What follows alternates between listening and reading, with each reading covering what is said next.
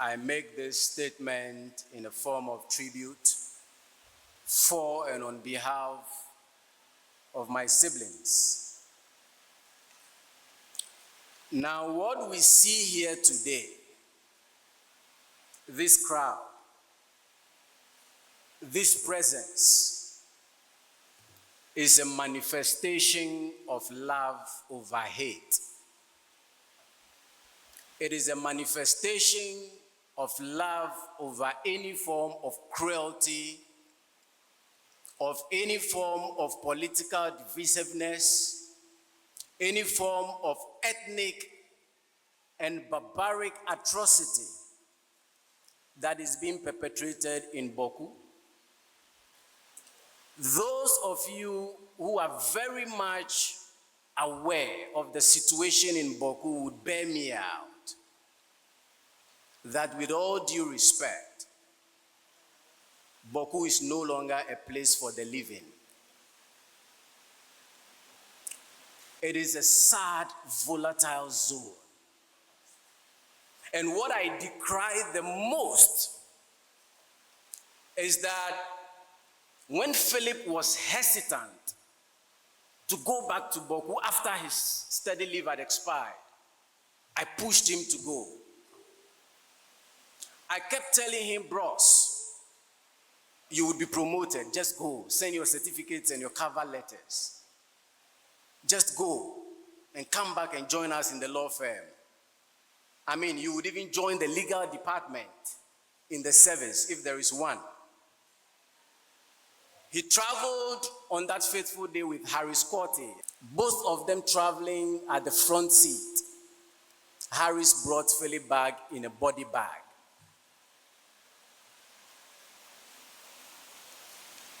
Now, what happened that Easter Monday was not an accident. It was not a robbery. What happened that day was a carefully designed, properly planned, well orchestrated, thoughtfully calculated, and duly executed barbaric, cruel and gruesome act of murder. And I, Cephas, find it extremely difficult to forgive. Not even with the intervention of Christ himself. And I will not miss my words because I stand on this podium to speak the truth. That is what it is meant to be, the church. I find it extremely difficult to forgive. I will not ask Philip to rest in peace. It is his choice if he wants to rest in peace. If he does not want to rest in peace, I leave it to him. Philip hustled.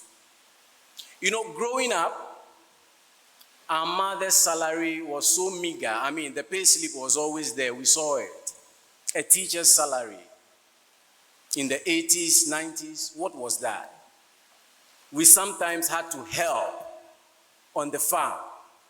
We brought produce to Kweve Market. Those of you who know Volta region, Kweve Market, to sell with our mother in the market. We strived. When Philip became an immigration officer, he spent his salary on all his siblings. There is not a single sibling of Philip who did not benefit from him. And what are we doing in the north? My learned friend, Mr. Techi, your men are there holding pens and notebooks in very beautiful and colored green uniforms. When I saw Aidia and Afari yesterday, my heart sank. They are totally deformed. And these are people that you seek to protect. And what are they doing to you? What are they doing to your men? The week in which Philip died, at least my own investigations as a lawyer showed that not less than 33 people died. The week after Philip died. In fact, they did not die, they were murdered. In fact, it was my intention to drive his vehicle to this premises for all of you to see what he went through. And if you were present with me at the funeral home on Thursday when he was being bathed, you will count not less than 200 chickenpox kind of pores on his chest alone. He did not even have the opportunity to scream or shout. I know very well that the military is doing a good job up north, and I commend them. We've been assured that investigations are ongoing, but then, just like the journalist Ahmed Suale's investigations, just like my late Professor Bene, the law professor's investigations, the MP J.B. Dankwa's investigations, what have come out of them? I do not see any justice for my brother. We, the siblings, do not believe that anything will come out of this. There's going to be one pomp and pageantry of a ceremonial something. That is what we believe. We've lost someone who was going to become our mother's third lawyer. And at 79, she sits there very confused at the burial ceremony of her son. Now, those of you who killed Philip, those of you who had a hand in his murder, I want to tell you this. Shame on you. Shame on you. You cannot dim the light that shines in our home. You can only shake the foundation. You will never break the building. That Motey spirit is unbreakable. Philip has only lost his life. His dreams have been shattered. But you know what? You have failed. You have also failed.